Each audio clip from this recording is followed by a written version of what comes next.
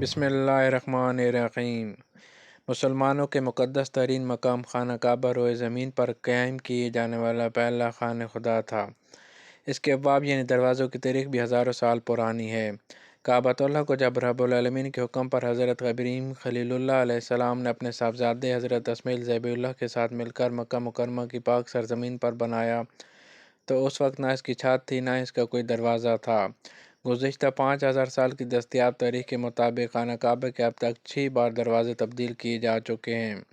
ہمیں آج جو خانہ کعبہ پر نصب دروازہ نظر آتا ہے وہ شاہ خالد بن عبدالعزیز کے دور حکمرانی میں نصب کیا گیا تھا۔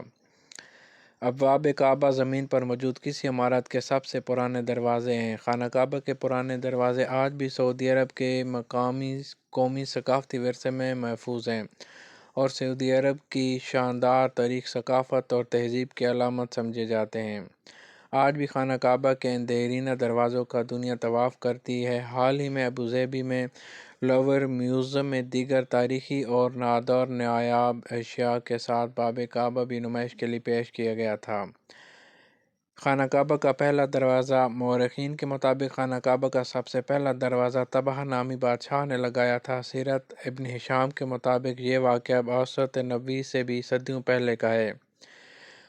اخبار مکہ میں ابن جرار کے حوالے سے بیان کیا گیا کہ طبعی وہ پہلا بادشاہ تھا جنہوں نے خانہ کعبہ کو پاک صاف کیا اور اس کا دروازہ بنا کر اس میں نصب کرایا، اس کی چابی تیار کی، اس پر غلاف چڑھایا اور اپنی اولاد جرہم کو بھی اس کی وصیت کی۔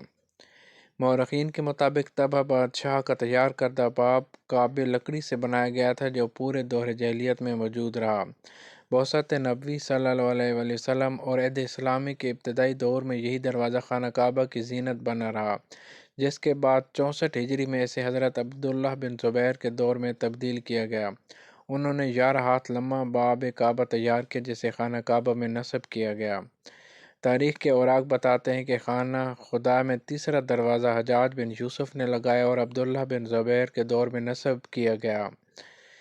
باب کعبہ کو تبدیل کر کے دوبارہ 6 ہاتھ والا دروازہ نصب کیا گیا۔ خانہ کعبہ کا چوتھا دروازہ لگانے کا شرف خلافت عثمانیہ کے بادشاہ مراد چہارم کو حاصل ہوا۔ ان کے دور میں 1045 ہجری میں باب کعبہ کو تبدیل کیا گیا جو لگ بھگ 3 صدیوں تک نصب رہا۔ اس دروازے کی خاص بات اس پر چاندی کی کلی اور 200 رطل سونا استعمال کیا گیا۔